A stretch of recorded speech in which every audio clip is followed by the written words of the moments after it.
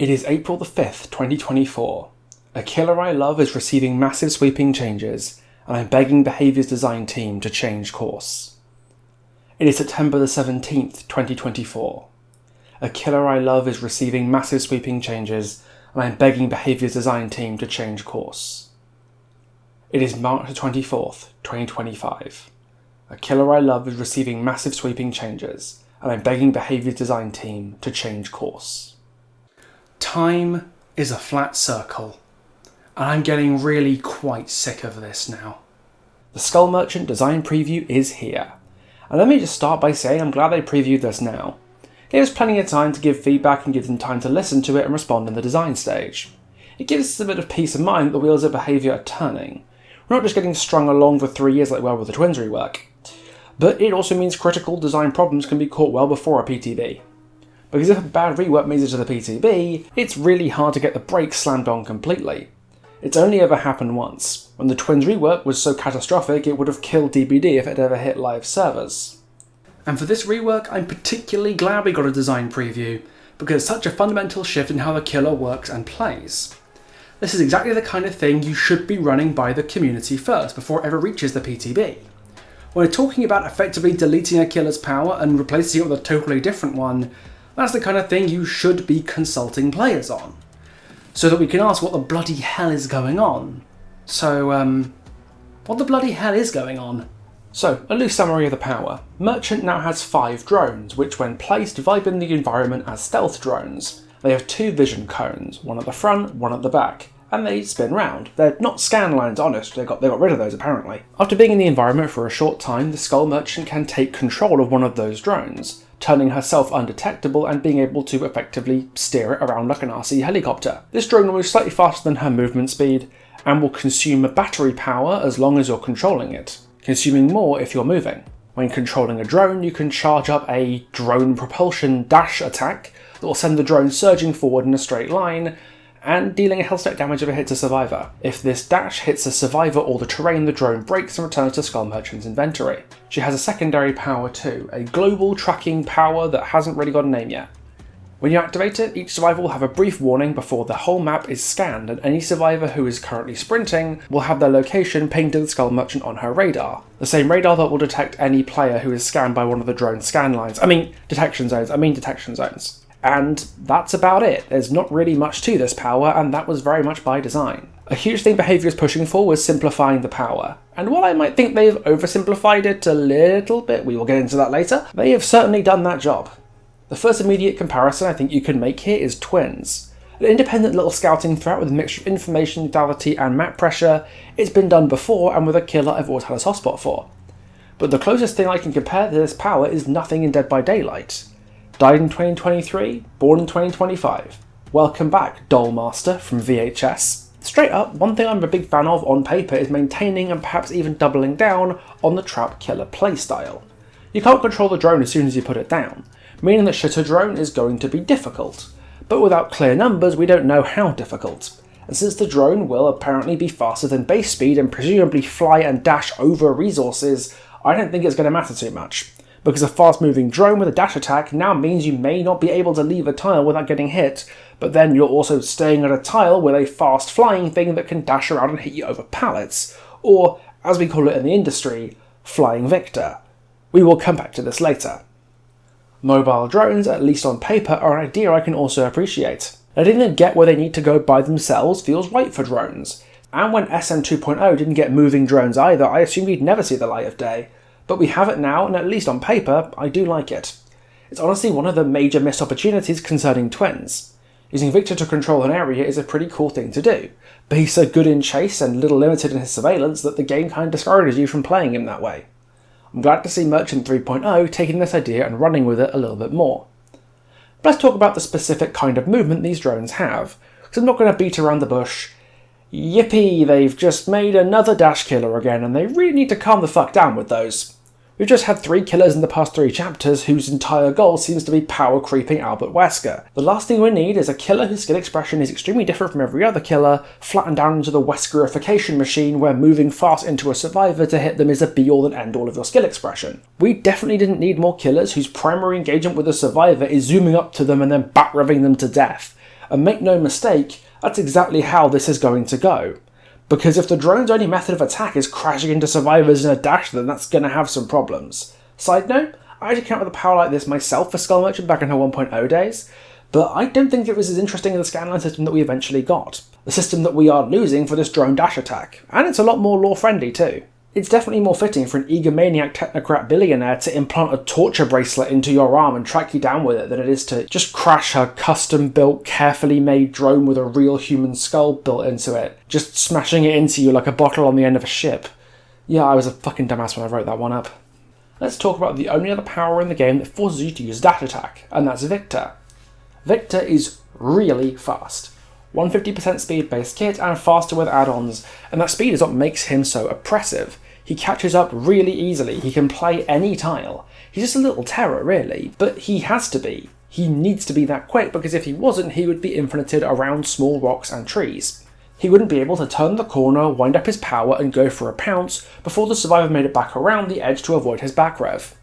Drones would have this issue too, but perhaps even worse, because they have a limited battery life when moving, so they'd have to be super fast to be able to catch you in time if you hugged a small obstacle. But if they're 150% or quicker like Victor, that means that each drone has a 150% speed dash power that can take any health state and flies over windows or pallets. Do you have any idea how oppressive that chase power would be? That's a bat-formed Dracula with a machete, and she's got 5 of the fuckers. There's no way to make the drone speed balanced here. It's either so fast that you just receive death by back rev and nothing that you can do, or it's slow enough that the killer's power becomes useless if there's a tree nearby. The preview does say it's slightly faster than Merchant's base speed, so maybe I'm wrong on this one, but I don't easily see a way to work around this problem that stops the drone being infinited around random obstacles unless they just jack the speed up to the point it becomes back rev simulator. If there's a solution Behaviour has in mind for back rev Boris over here, I'd like to see what it entails. And that's just one of the problems that this proposed design inherits from Twins. This killer will be obnoxiously good at slugging, because she can leave a drone on top of a slug. Against Merchant 2.0, this was not really a big deal, because you could crouch up to it and hack it, or just pick the survivor up and ignore it since you were standing still. But in this case, she can check on the slug by going back to controlling the drone whenever she wants. And the drone can down you, so if you're injured going for that pickup, you're just going to have to join them on the floor. It's like leaving Victor to guard a slug, except there's 4 other Victors somewhere on the map locking down areas and applying additional pressure. Do you have any idea how obnoxious that's going to be once players get good at it? Especially with something like Force Penance. This is just Twins on crack, with all of the jank and irritating hard counter that Twins already have too. Like, did you realise this design preview says nothing at all about lockers? If you hide in a locker, I guess you're just maybe immune to the drone completely? That's something that they could maybe sort out before a PTB, but there's a bigger problem and that's the anti-slug perks, even more so than Twins, because Merchant would be routinely downing survivors a good distance from her, meaning she has to walk across the entire map to get a pickup once the drone takes them down. But, Wigglyff exists, Flip-Flop Power Struggle exists, Exponential exists. If survivors can pick themselves up or make themselves unhookable before you can get the down and the pickup, they can erase a web of traps without fear because you can't down them profitably and you can't let them take the drones out because you'll lose your web and get your aura revealed to boot. Anti-slug perks will cripple this killer. And it's not even like Twins where Victor can down somebody and then start chaining to somebody else to spread the pressure out to mitigate this. You use a drone once and it's done. You got your hit with your power, and then, because they brought the funny perks, you just didn't get that hit. You used your drone up and moved across the map for nothing. It's the thing people hate about Twins, but even less counterable, because, again, Victor can chain hits. Oh, and if it's consistent with Twins and Night, drones won't be able to travel through the portals on Forgotten Ruins either, so that's cool. But slugging is not the only potential risk this killer has of becoming completely obnoxious. It says on the preview that the stealth drone is controllable after a short period of time. How short? Because if it's too short, you can do an artist impression by just putting the drone down at a pallet or window and then zone the survivor into it while the drone is turning on. The activation window had to be pretty sizable to prevent Skull Merchant from just doing the artist thing, except with way more control over the thing that's zoning you. But I am saving the worst for last here. Because if I'm reading everything here correctly, and there's no secret source I'm missing, I think this design preview might just bring back Chess Merchant, or at least the impression of Chess Merchant that we've seen since the original. Yep, time really is a flat circle, and the trick here is in the cameras. Much like Skull Merchant 2.0, the scanning drone can't detect survivors who are sitting still on gens. But because your drones have cameras now, they don't have to. You can just manually check yourself by controlling your drones and monitoring the situation. The battery depletes when you're controlling, but apparently slower than when the drone is moving. So unless the batteries are really shit, you should be able to hold your drones for a good amount of time. And since you're holding a Type 3 gen, it shouldn't be too time consuming to replace your drones if one of them is running out of power. You check your gens with your drone cameras and wait for someone to try to touch one. Somebody injured hops on a gen, that's a 3 down and a hook in the middle of your 3 gen. Somebody healthy hops on a gen, you smash a drone into them and you head over. This will force them off, after which you replace the drone. You have 2 drones left, so you keep one in your pocket in case of emergencies and to replace any ones that die, and use the other one to disrupt resets, so you can use force penance to force survivors to stay injured, prolong resets, or force them to stick to generators while injured. Meaning any drone nearby can give you a hook in the middle of your 3 gen, or a slug with a drone camping the body if you prefer. Even hacking the drones won't immediately help you because all that does is tell the merchant which gen you're at, so she can chase you off and immediately replace that drone again. I do want to maintain, we don't know any of this for certain without the ability to playtest. Based on the information that we have, I am very, very concerned. The drone speed will have to be kept low to stop it devolving into Backrev Boris, the battery life will have to be kept low to mitigate the 3 gen problem, and the activation buffer before you can control the drone will have to be kept long to stop the artist thing from happening, which means the power is going to be incredibly hard, if not impossible, to make decent, because being generous with her numbers will make her absolutely insufferable in some capacity. Maybe they can balance it, maybe they can't, but it is a serious point of concern.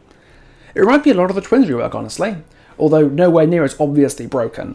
I remember when they got that dev update in March last year, and just like I am now, I was crashing out. I was tearing my hair out about what had been done to my killer. And there's quite a few people out there who were telling me a year ago that I was overreacting about Twins, the killer that turned out so broken that the rework never made it off the PTB. The same people are telling me now that I'm overreacting to Merchant and that we should just wait to play it instead of being worried about what we can read. I'm not being rhetorical here, it's literally the same people in the same situation exactly a year after the first time this happened. The first time they told me I was overly negative, but turned out to be right on the bloody money. Call me Cassandra, because I feel like I'm living in the nonsense dimension. Why is nobody else worrying about this stuff? But let's ignore the part of the power that throws a flying toaster at you for a second and talk about the other big element emphasised by the power. The recon and info it provides. A lot of Merchant players, especially like old Merchant players, celebrated a return to a more information-heavy power. But the more I read it and understood how this would work in a match, the more I realised how this was kind of a poison chalice.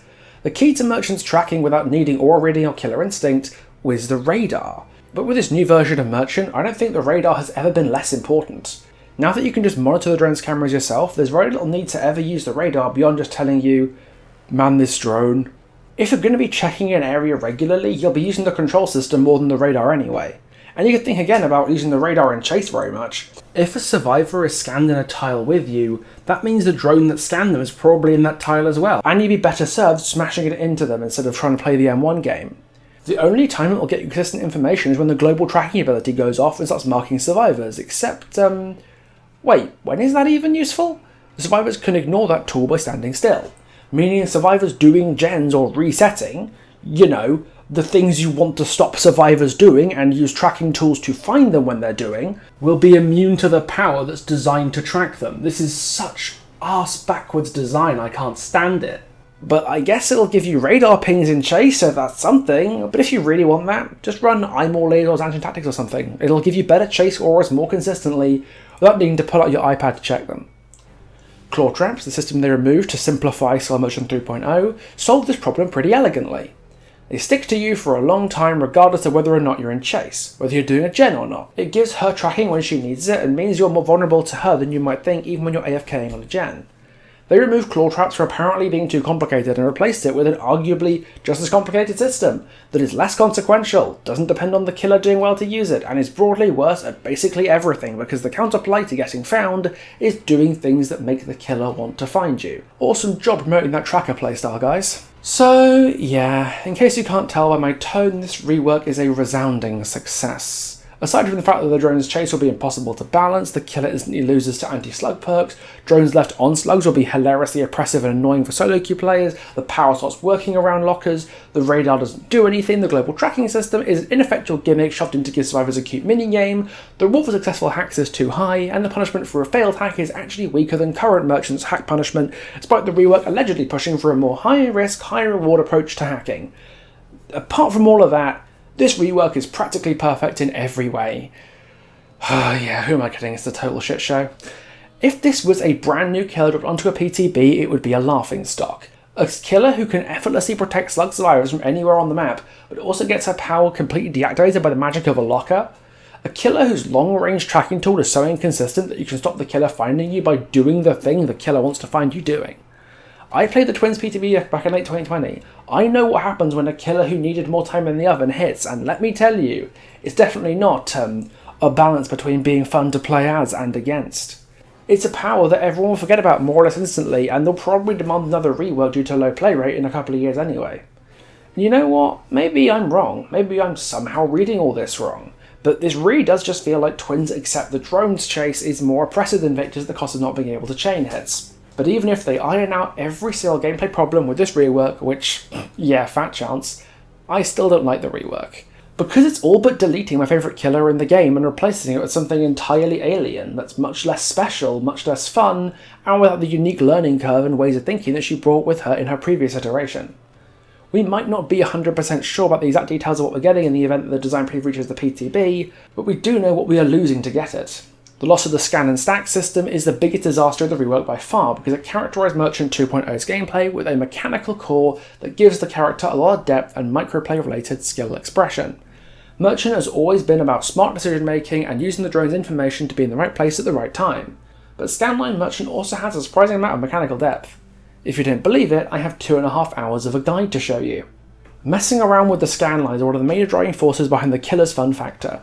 Laser tagging can give some incredible skill expression and precision in her shots, and rotation timing is a completely unique form of skill. I don't want to go to manipulating a laser beam with pinpoint precision to the DBD equivalent of throwing a brick at the survivor's house.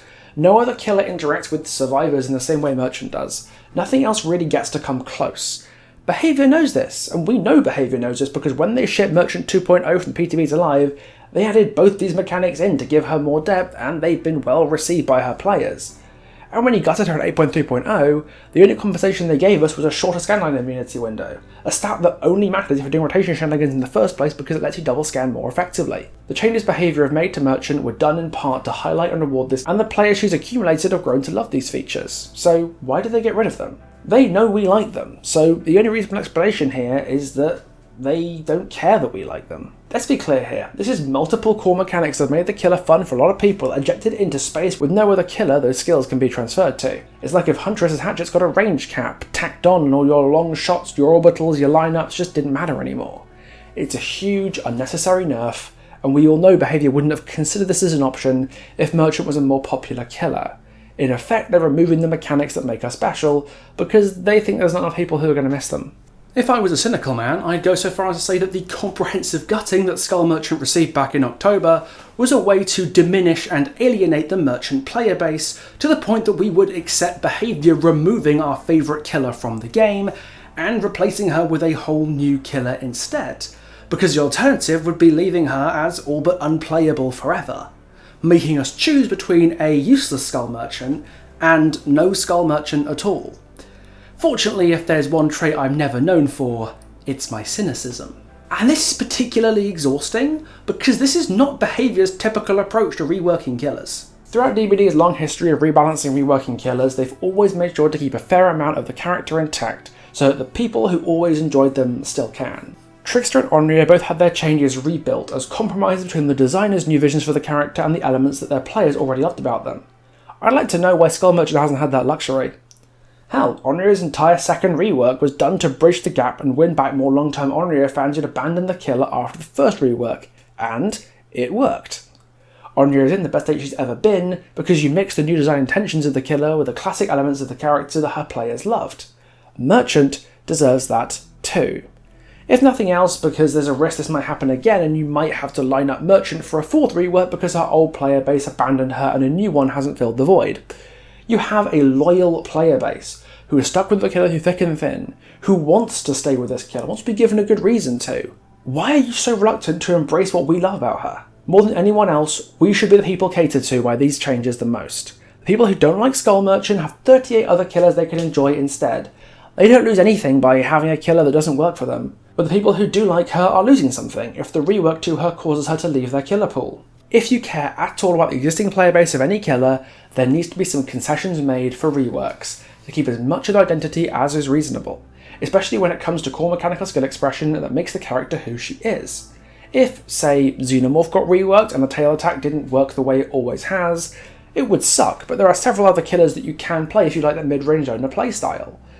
But there's only one killer who can time the rotation of a tiny-ass beam to catch people out as they move around. It's a totally unique way to play the game, and it's heartbreaking that unless the design preview changes quickly, we might just lose it forever. And the best bit is, I know beyond any doubt that behaviour does have the capacity to listen to us. When I talk about Merchant, it tends to get to them, one way or another. And I can prove that, because after being in the game for almost 18 months, Compass Tech didn't get patched out until 2 weeks after I made my video talking about it. And that's something that I and the other Merchant players I spoke to working on this guide kind of anticipated.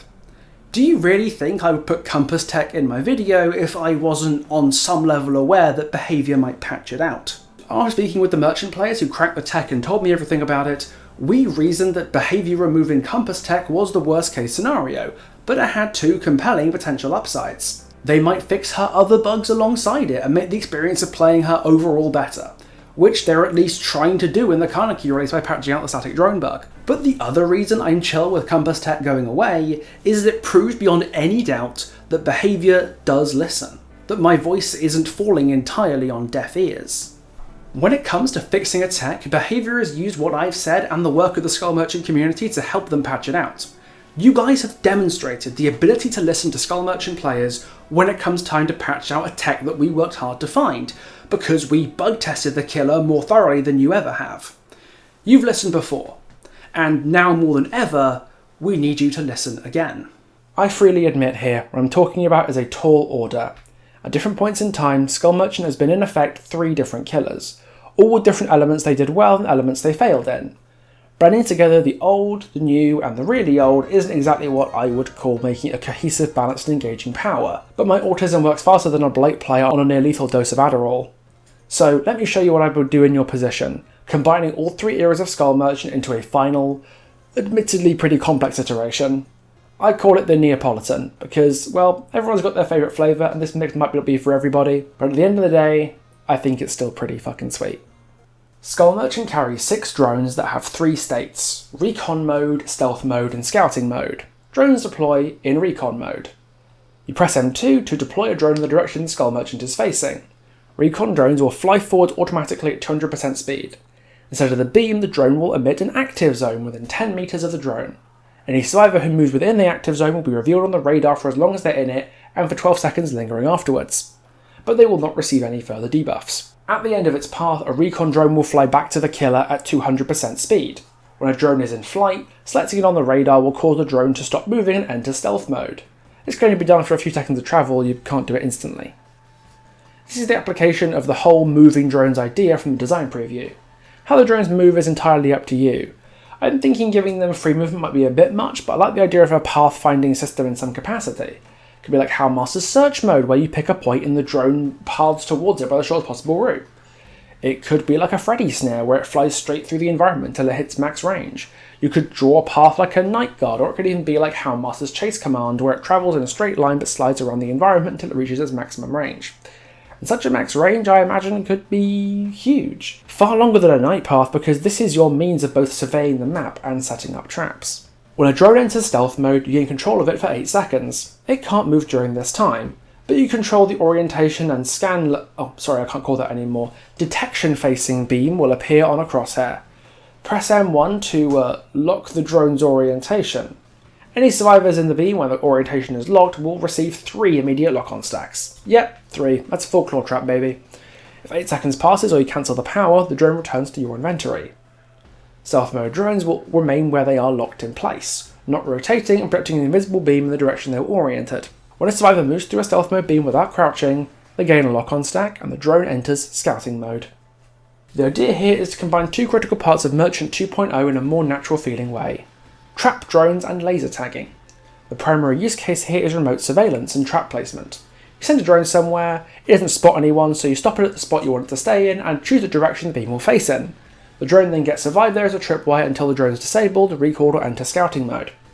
But there's a fun little minigame if the recon driver spots someone as it's moving. As soon as you spot someone on the radar, that's your opportunity to switch to the drone and take a quick laser shot before they can react.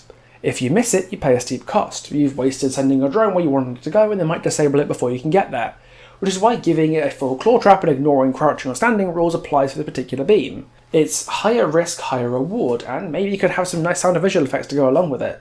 Imagine a big red beam or a fucking siren or something to highlight the survivor they messed up, that the killer is coming for them and they best get out of dodge before you decorate the trials with their internal organs. Speaking of internal organs, let's talk about scouting mode. Scouting mode drones rotate 110 degrees per second clockwise, and any survivor scanned by a beam who isn't crouching or standing still receives a lock-on stack. Yeah, that's just current scouting mode, really. And survivors can hack or interact with stealth or scouting drones and perform a minigame to hack the drone for a minimum of 45 seconds. Once this period is over, which will cause the drone's aura to flash yellow, the skull merchant can either recall the drone or reorient it, putting it back into stealth mode and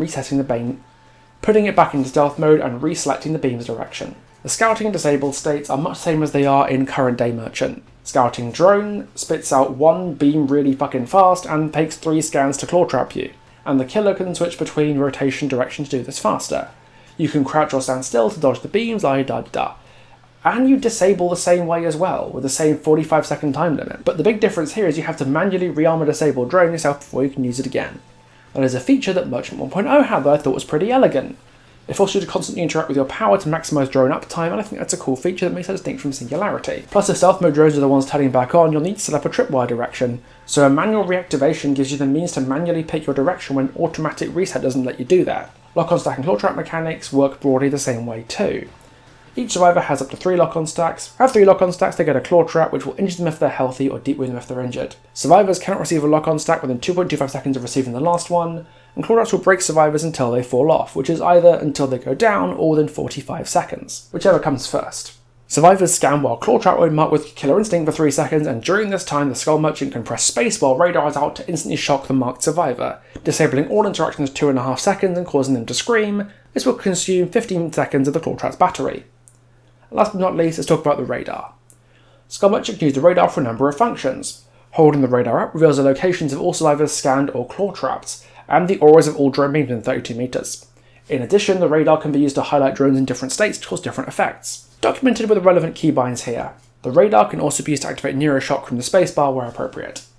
Yes, before anyone says anything, this is extremely complicated if you don't already know what Merchant does, but let's be real here, a lot of this is modification from Merchant's existing kit. A lot of stuff changes, but a lot of it stays the same as well, so people won't have to relearn a bunch of new stuff from scratch to get used to her. SM 3.0 is an entirely new killer that everyone will have to relearn all over again. Plus, the global tracking is a really counterintuitive tool and will only do anything when it punishes bad players who don't know how it works.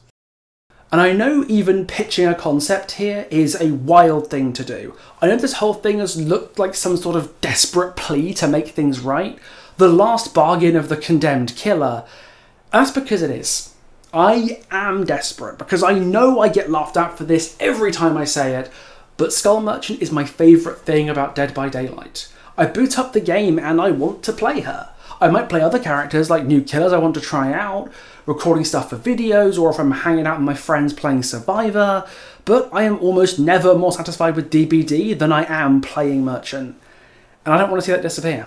And I've noticed in the weeks and months since the great nerfing happened that my desire to do so has gone down significantly.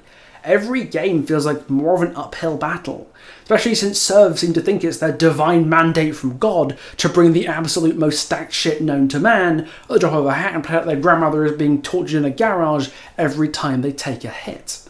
But the brutalisation of Merchant since 8.3.0 hasn't pushed me towards any new killers to replace her. It's just pushed me to play less killer and less Dead by Daylight than I used to. By the time the grade reset comes, my survivor grade is higher than my killer grade half the time. I just don't really feel that urge as much anymore, and it's not burnout, it's because you took my favourite thing in the game and put it through a meat grinder. And now you're trying to, serve it back up to me after you've pulverised it to the point it's not even my killer anymore? I would say that you can't do that, but that's the thing. You can do that.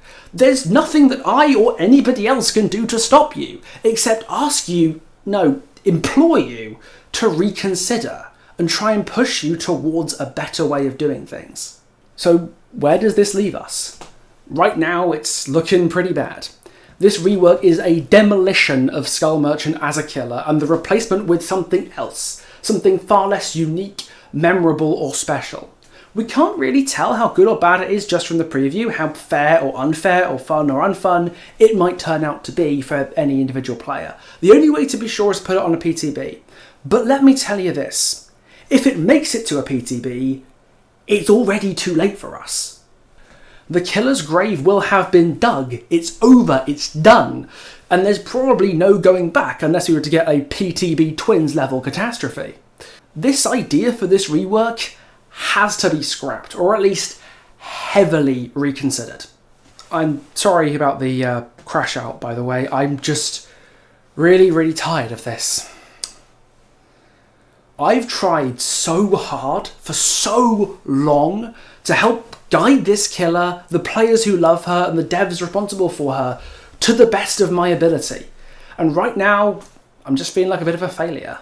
Nothing I've made in the past year and a half has made the slightest little bit of difference. You've bulldozed straight through it like it doesn't even exist. And right there, clear as crystal, you admit it. Merchant players will not like what this rework has to offer. How do you expect me to react? I said in my rework on Skull Merchant's lore that this killer felt like a suit. Tailored just for me, but never quite fitting right. Over the years, it really started to feel like it was beginning to fit properly. She got a tome that massively improved her lore. She got some amazing new skin so that the slight issues in her base design didn't really matter anymore. And the SM 2.0 rework was a huge success that gave her more depth than I'd ever have guessed from that first PTB. The suit finally fit, and you spent the past half a year trying to tear it off me. Don't worry, I'm not going to do that on camera, you guys don't need to see that. I just want my killer to still exist at the end of this year, and I am hoping that this makes enough of an impact that maybe, just maybe, behaviour will listen. It is a long shot, but it's the only hope I've got. Thank you for sticking around in this one. At the end of the day, I just want what's best for my favourite killer, and I hope my little crash out hasn't diluted the points I've been trying to make. Special thanks to all my friends and viewers who've reached out in the past 24 hours. You've helped me stay sane and get my thoughts in order while I try and make sense of everything and get it all down into a video. Anyway. Truth be told, I am scared of this rework hitting a PTB at some point because I see a lot of ways it could go wrong. And if it does, they're far more likely to turn the numbers down and ship it instead of going back to the drawing board, so that we're left with an anemic and unbuffable killer until they inevitably get around to her again. We can do better than this. We need to do better than this. And I'm hoping my feedback and everybody else's is reflected in behaviour's next steps for Skull Merchant. Thanks for watching, and I'll see you next time. Ta-ta for now.